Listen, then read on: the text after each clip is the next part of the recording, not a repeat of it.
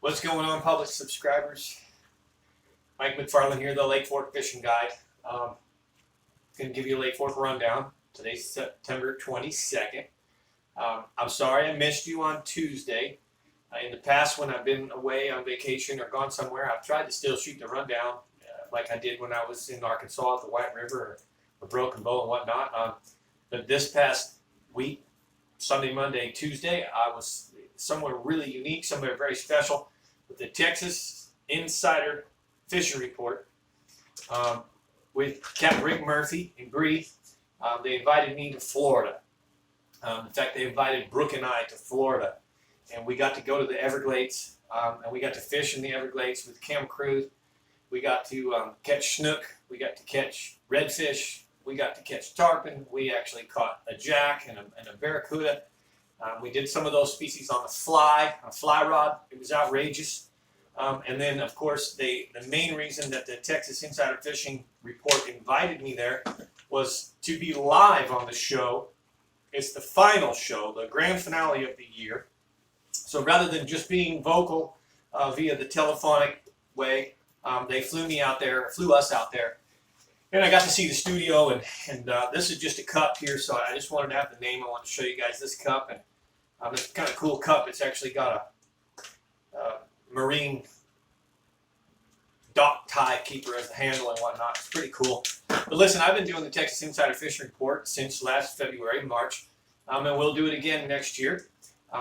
It's finished for the season, but check out the last show. Check out the very last show. It's on Bally Sports. It's on Fox.net. It's Texas Insider Fishing Report. Just Google search it, and you'll see the times and the shows. But it's a great report. It covers 3 regions of Texas: the lower, the middle, and the upper, all with fresh water. You got Matt Reed down south, me in the upper region. I can't remember who's in the middle region for fresh. And then you got 3 coastal regions where they talk about 3 sections of the coast, ocean fishing. So the Texas Insider Fishing Report's awesome. The crew are there, Kathy and Nicole and Rick and Bree, and man, everybody. Rick's son, Ridge, took us fishing, first class operation, the whole thing. The studio was massive. We got to meet one of the head, I think the vice president of Skeeter.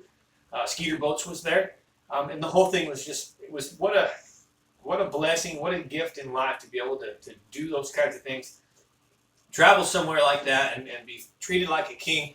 Of course, Brooke and I, we really, best friends, we really enjoy being together and having a good time together like that. We got to eat awesome food. We had lobster breakfast one morning, a lobster frittata. We went out to Outback for steak. Rick took us out for seafood another night. I mean, it was just living like kings. So, with that being said, I hope you can have some compassion for me not being able to pull off a Tuesday report. It just wasn't time for it, like there's been in the past. But hey, enough rambling, right? Let's get to a report now. So let's tell you about Lake Fork.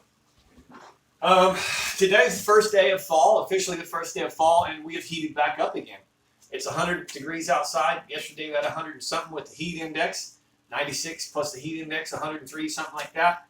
It's hot again, and the lake temperatures are showing it. If you remember before we left, we had the big bass splash last week. I was booked with half days every single day. We had great trips. My clients were awesome. All of you guys that did fish with me, thank you so much. Some of you cast a check or two, I believe, or came real close, caught fish on every spot. One of my clients made a comment and said, I have a new logo. Mike's right, because everywhere he went, showed me caught fish. It took a 10-21 to win the big bass splash, but the temperatures now have already gone back up. So we were 78, 80, 82. We're now 80, 85 again. Honestly, and the lake has dropped considerably from Monday 396.97 to today 396.88. We're falling, and I can tell you I fished today and it was brutal. I fished with another at a group trip today, me and my buddy Rich, and there weren't many bites. I ran into Michael Samples, one of the best guides in my opinion, genuine guides out there. That's a square guy. If there were more Mike Samples on this lake, we would all get along. He's a wonderful guy, and he knows what he's doing, and he threw his arms up in the air in frustration to me today, as though, man, why ain't they? That's tough to catch. Easy to find, tough to catch. Clarity, 0 to 1 foot visibility looked great. I didn't see any reason today other than the fish just wouldn't open their mouths. I found the majority of the fish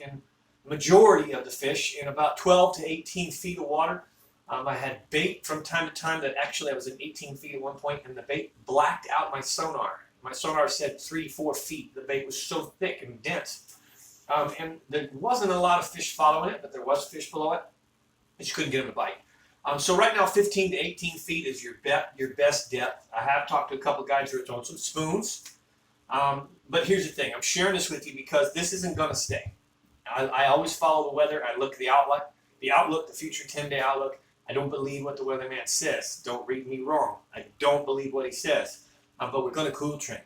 There's no rain really in the forecast, but it looks like cold front coming through this weekend. Going to be back to some 58-degree lows and 88-degree highs. It doesn't take long to knock that temperature back out of that lake. I don't like seeing it warm back up again because that can kind of restart the build of the thermocline. It heats that upper water column. It makes for 2 separate water columns, and then it increases our odds of having that fall turnover, which this year I think could potentially be the most mild fall turnover we've had in a while. But generally the fishing this time of year is getting better. Again, not to be redundant, as of today, it was a bit tight-lipped. Throwing big worms still. One of the fish we caught came on a blue fleck, 8.5-inch wild thing. I know that Rich caught a deep fish, 18 feet on a road bed on a Carolina rig and on a dark reaper, swimming a dark reaper. A dark sleeper. Dark sleeper swim bait by Megabass. 3.5-inch, 3/4 ounce on the road beds, but there's still scattered fish. I started this morning in an area where there was some surface fish. You could see them busting some small shad. I had blue herons in the area.